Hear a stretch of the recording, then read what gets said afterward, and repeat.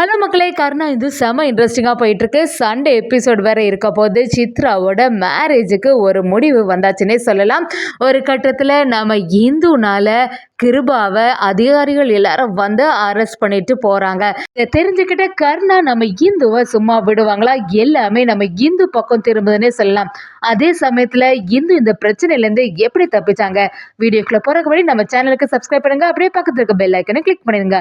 அப்பதான் நான் போடுற வீடியோலாம் உங்களுக்கு நோட்டிபிகேஷனா வரும். நம்ம சித்ராவுக்கு மேக்கப் பண்றதுக்காண்டி 2 பேர் புதுசா வராங்க. அதை பார்த்த சுகுணாவும் இவங்க யாரு புதுசா இருக்குது என்னை அதுன்னு விசாரிக்கும் போது இன்னைக்கு நாங்க தான் சித்ராவுக்கு மேக்கப் போட வந்திருக்கோம் அப்படின்னு சொல்றாங்க. ஒரு கட்டத்துல சித்ராவும் பார்த்துட்டு நேத்தைக்கு வேற ஒருத்தவங்க வந்தாங்களே, இன்னைக்கு நீங்க இருக்கீங்களே அப்படின்னு விசாரிக்கிறாங்க. அதுக்கு இன்னைக்கு நாங்க தான் வந்து உங்களுக்கு மேக்கப் பண்ண போறோம் அப்படின்னு சொல்றாங்க. ஆனா நம்ம சித்ராவுக்கு புரிய மாட்டேங்குது. அவங்கனாலதான் நம்ம சித்ராவோட உயிருக்கு ஆபத்து வர மாதிரி ஒரு செயல் நடக்க போகுதுன்னு சொல்லிட்டு அந்த மேக்கப்ல உள்ள ஒரு பொண்ணை நம்ம சித்ரா கிட்ட எப்படியாவது இந்த பொண்ணுக்கு பால்ல விஷத்தை கலந்து கொடுத்துடணும் அப்படின்னு சொல்லிட்டு ஒரு பிளான் பண்றாங்க. அது மட்டும் இல்லாம நமக்கு மேல யாருமே சந்தேகப்படக்கூடாது அப்படின்னு சொல்லிட்டு சித்ரா எழுதுற மாதிரி ஒரு லெட்டரை ரெடி பண்றாங்க. அதுல எனக்கு இந்த மேரேஜுக்கு கொஞ்சம் கூட விருப்பம் இல்லை, எவ்வளவு வாட்டி உங்ககிட்ட சொன்னேன், ஆனா நீங்க அதை கண்டுக்கவே இல்லை, அதனால என்னோட உயிரை விட போறேன் அப்படின்னு சொல்லிட்டு ஒரு லெட்டர் எழுதி அதுல சித்ரான்னு போட்டு வைக்கிறாங்க. அப்படி அந்த பொண்ணு அந்த லெட்டர் எடுத்துட்டு போறாங்க. அதே சமயத்துல இன்னொரு சைடு பாத்தீங்கன்னா நம்ம சித்ராவுக்கு பாலில் விஷத்தை கலந்து கொடுக்க ஆரம்பிச்சிட்டாங்க. அப்படி அந்த பொண்ணு அந்த லெட்டர் எடுத்துட்டு போகும்போது அந்த லெட்டர் தவறுதலா ஒரு மாடிப்படியில் விழுந்துடுது. நம்ம சுகுணாவும் எதர்ச்சியா அந்த இடத்துல போகும்போது அந்த லெட்டரை கவனிக்கிறாங்க. லெட்டர்ல பார்த்தா இந்த மாதிரி எழுதின உடனே சித்ரா எதுக்காக இப்படி ஒரு முடிவு எடுக்க போறா, எப்படியாவது சித்ராவை தடுத்து நிறுத்தணுமே அப்படின்னு சொல்லிட்டு சுகுணாவும் ரொம்ப வேகமா வரும்போது நம்ம சித்ரா கிட்ட விசாரிக்க ஆரம்பிக்கிறாங்க. என்ன சித்ரா இங்க நடக்குது, எவ்வளவு வாட்டி நான் சொன்னேன் இந்த மாதிரி ஒரு தப்பான முடிவு நீ எடுக்கவே கூடாது, அப்பாவோட குணம் எல்லாமே உனக்கு தெரியும்ல, இதுக்காகவா நாங்க கஷ்டப்பட்டு உன்னை வளர்த்தோம் அப்படிங்கிற மாதிரி சித்ரா கிட்ட கேட்கும்போது சித்ராவும் எதுவும் புரியாம நீ எதை பத்தியமா பேசுற, நான் அப்படி எதுவுமே முடிவு எடுக்கல அப்படி சொல்லும்போது அந்த லெட்டரை காட்டுறாங்க. இல்ல இப்படி ஒரு லெட்டர் நான் எழுதவே இல்லை அப்படி சொல்றாங்க. நம்ம சுகுணா அந்த இடத்துல குழம்பி போயிடுறாங்க. அப்ப இந்த மேரேஜ் விஷயத்துல என்னதான் நடக்குது, எங்க பார்த்தாலுமே பிரச்சனையா தான் இருக்கு அப்படி சொல்லிட்டு சுகுணாவும் நம்ம சித்ராக்கு மேல ஒரு கண்ணு வச்சுட்டே இருக்காங்க. சித்ரா எப்படி இருந்தாலுமே எந்த தப்பான முடிவும் நீ எப்பவுமே எடுக்கக்கூடாது, எனக்கு சத்தியம் பண்ணு அப்படின்னு சொல்லிட்டு நம்ம சுகுணாவும் சித்ரா கிட்ட சத்தியம் வாங்கிறாங்க. அதே சமயத்துல இன்னொரு சைடு சுகுணாவுக்கு ஒரு பதட்டமாவே இருந்துட்டு இருக்கு. சித்ரா பழைய மாதிரி ஏதாவது பிரச்சனை பண்ணிவிடுவாளோ அப்படின்னு சொல்லிட்டு யோசிக்க ஆரம்பிக்கிறாங்க. அப்படியே இந்து ஜெயந்தி கிட்ட போய் நம்ம சுகுணாவும் புலம்ப ஆரம்பிக்கிறாங்க. இங்க பாரு சித்ரா இந்த மாதிரி ஒரு யோசனையில இருக்கா, கண்டிப்பா சித்ராவுக்கு எந்த ஆபத்தும் வந்துடக்கூடாது, நீங்க எப்பவுமே பக்கத்துல இருந்து கவனிச்சிடுங்கன்னு சொல்ல ஆரம்பிக்கிறாங்க. நம்ம இந்துவும் சித்ரா கிட்ட போய் பேசும்போது சித்ராவும் எனக்கு ஏதோ ரொம்பவே பதட்டமா இருக்கு, அந்த கதிர் மூலமா கண்டிப்பா ஏதோ ஒரு பிரச்சனை நடக்க தான் போகுது, கதிர் எப்படியாவது இந்த மேரேஜ் நடத்திடுவான் போல இருக்கு அப்படி சொல்லும்போது நம்ம இந்துவும் நீ எதுக்குமே கவலைப்படாத, கடைசி நேரமாவது எப்படியாவது ஏதாவது பண்ணி இந்த மேரேஜ் தடுத்து நிறுத்திடலாம் அப்படின்னு யோசனை கொடுக்குறாங்க.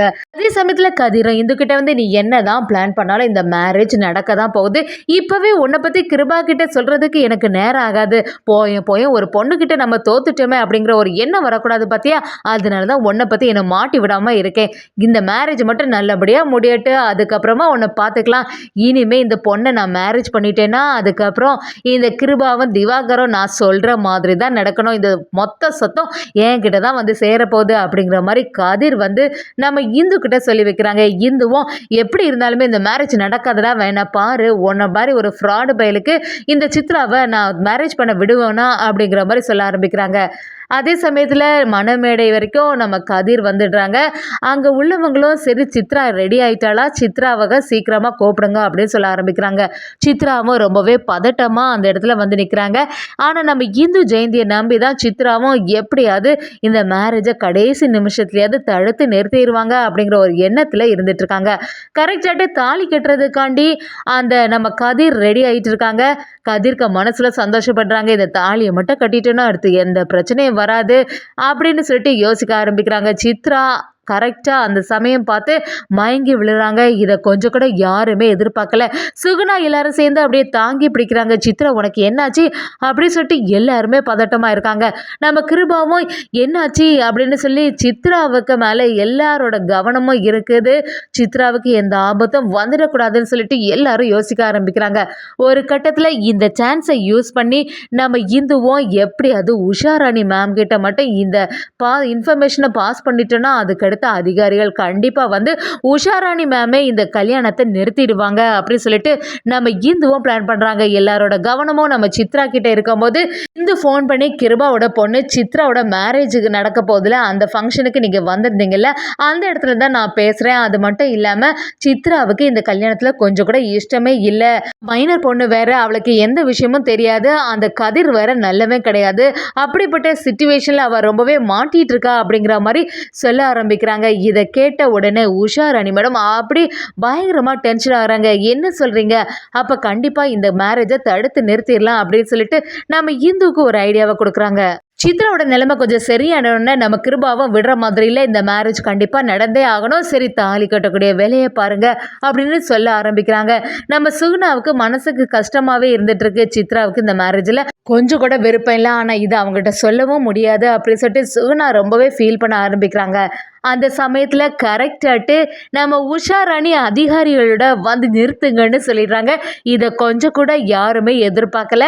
நம்ம இந்துவுக்கு இதை பார்த்தோன்னா சந்தோஷமாக இருக்குது. சித்ராவும் அப்பாடா நம்ம கதிர்கிட்டது எப்படி எஸ்கேப் ஆகிடுவோன்னு சொல்லிட்டு சந்தோஷப்படுறாங்க. கிருபாவும் இப்போ எதுக்கு இந்த உஷாராணி இங்கே வந்திருக்கா அப்படி சொல்லிட்டு குழம்பி போய் நிற்கிறாங்க. கிருபாவும் இப்போ எதுக்கு அதிகாரிகளோட இங்கே வந்து நிற்கிறீங்க, மேரேஜை நல்லபடியாக நடத்த விட மாட்டீங்களா, என்ன விஷயம் அப்படின்னு சொல்லிட்டு விசாரிக்கும் போது இந்த மேரேஜ் நடக்கக்கூடாது, இங்கே நடக்கிறது சரியே இல்லை, இங்கே உள்ள பொண்ணுக்கு இந்த மேரேஜில் கொஞ்சம் கூட விருப்பமே இல்லை, அது மட்டும் இல்லாமல் படிக்க வேண்டிய வயசில் இந்த பொண்ணை இப்படி மேரேஜ் பண்ணி கொடுக்குறது சரியே இல்லை அப்படின்னு சொல்லிட்டு அவங்களும் வந்து திட்ட ஆரம்பிக்கிறாங்க. இதை கேட்டு கிருபாவும் என்னோட பொண்ணுக்கு நான் மேரேஜ் பண்ணி கொடுக்குறேன், அதில் உங்களுக்கு என்ன பிரச்சனை வந்துச்சா அப்படின்னு சொல்லிட்டு சத்தம் போட ஆரம்பிக்கிறாங்க. அந்த பொண்ணு மைனர் பொண்ணு, அதனால அவளுக்கு மேரேஜே பண்ணக்கூடாது அப்படின்னு சொல்ல ஆரம்பிக்கிறாங்க. கிருபாவும் விடுற மாதிரி இல்லை, கண்டிப்பாக இந்த மேரேஜ் நடந்து தான் ஆகும் அப்படின்னு சத்தம் போட ஆரம்பிக்கிறாங்க.